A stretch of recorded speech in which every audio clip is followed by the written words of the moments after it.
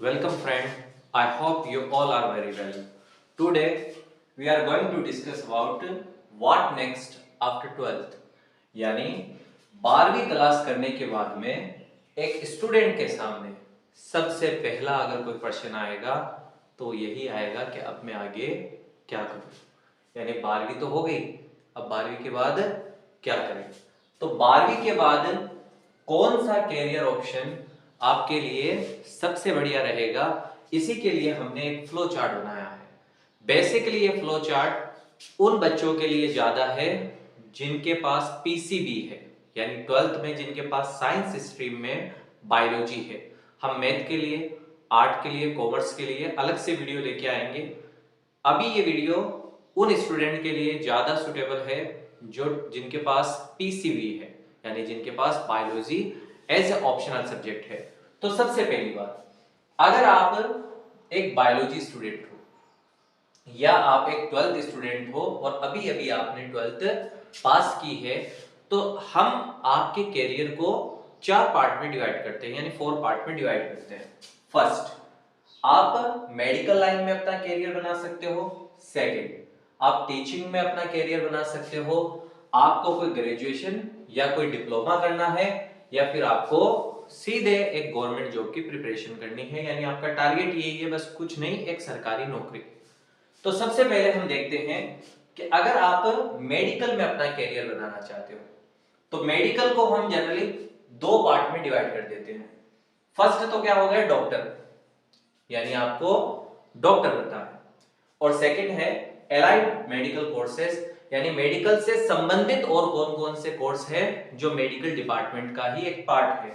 तो सबसे पहले अगर आप डॉक्टर बनना चाहते हो तो आपने एमबीबीएस के बारे में जरूर सुना होगा, यानी आप एमबीबीएस कर सकते हो।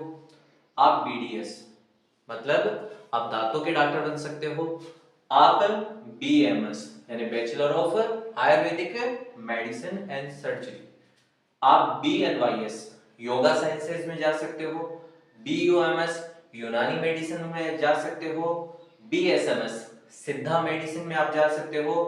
BHMS homeopathic medicine and surgery में आप जा सकते हो। बीवीएससी एंड एच यानी आप वेटरनरी का या जानवरों का डॉक्टर आप बन सकते हो, या फिर बीपीटी आप फिजियोथेरेपिस्ट बन सकते हो, या बैचलर ऑफ फिजियोथेरेपी। एमबीबीएस और बीडीएस के अलावा ये जितने भी कोर्सेज हैं, ये सारे कोर्सेज हमारा आयुष मिनिस्ट्री के अंडर आते हैं, ये आयुष मिनिस्ट्री करवाती है। यानी ए यानी हो गया आयुर्वेद, वाई यानी योगा, यू यूनानी, एस सिद्धा, एच होम्योपैथी। देन ये जो सभी कोर्सेज है, इन सभी कोर्सेज में आपको जो एडमिशन है वो आपके नीट के स्कोर के बेसिस पे मिलता है, यानी नीट यूजी में आपके क्या स्कोर रहे उस बेसिस पर आपको प्रेफरेंस मिलेगी।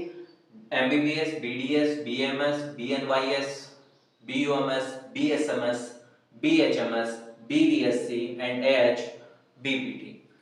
ये जो कोर्सेज है बीपीटी, कई कॉलेज आज भी ऐसी है जो बीपीटी के लिए अपना एक अलग से कंपटीशन एग्जाम करवाती है, और कई कॉलेज में बीपीटी आपको नीट के थ्रू मिलती है। ये तो बात हो गई उन कोर्सेज की जिन कोर्सेज को करने के बाद में आपके नाम के साथ डॉक्टर वर्ड जुड़ेगा। अब हम बात करते हैं उन कोर्सेज की जो मेडिकल डिपार्टमेंट में तो आते हैं, लेकिन ये एलाइड मेडिकल कोर्सेज है। एलाइड मेडिकल कोर्सेज को हम 2 पार्ट में डिवाइड कर देते हैं। एक तो आप 12th के बाद कोई डिग्री कोर्स कर सकते हो, एक आप 12th के बाद में कोई डिप्लोमा कोर्स कर सकते हो।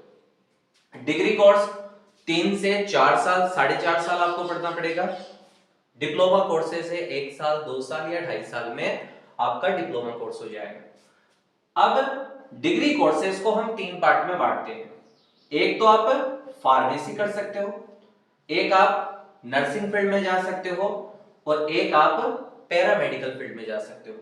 सबसे पहले हम बात करते हैं फार्मेसी। अगर आपको फार्मेसी में डिग्री करनी है तो आपको करना पड़ेगा बी फार्मा यानी बैचलर ऑफ फार्मेसी। अलग अलग कॉलेज के, अलग अलग इंस्टीट्यूट के अलग अलग कंपटीशन एग्जाम होते हैं, कुछ डायरेक्ट परसेंटेज बेस पे लेते हैं, कहीं पर कॉम्पिटिटिव एग्जाम देकर आपको एडमिशन लेना पड़ेगा। जैसे अगर आप आरयू से करना चाहते हो तो आरयू अपना अलग से एक कंपटीशन एग्जाम लेगी, उसके थ्रू आपको बी फार्मा मिलेगा। अगर आप नर्सिंग करना चाहते हो तो आप बीएससी नर्सिंग कर सकते हो, यानी बैचलर इन नर्सिंग। फिर आप पोस्ट बेसिक बीएससी नर्सिंग कर सकते हो। ये नर्सिंग कोर्स है, ये डिग्री कोर्सेज है। देन अगर आप पैरामेडिकल में कोई डिग्री लेना चाहते हो तो पैरामेडिकल में आप डिग्री ले सकते हो बीएससी ओटी यानी ophthalmic technician, bachelor of prosthetic and orthotic, BASLP bachelor of radio speech and language, BSc MLT यानी BSc medical lab technician, BSc pathology, BSc radiology या रेडिएशन टेक्नीशियन। तो ये डिग्री कोर्सेज हैं, ये आपके 3 साल से 4 साल तक के होंगे।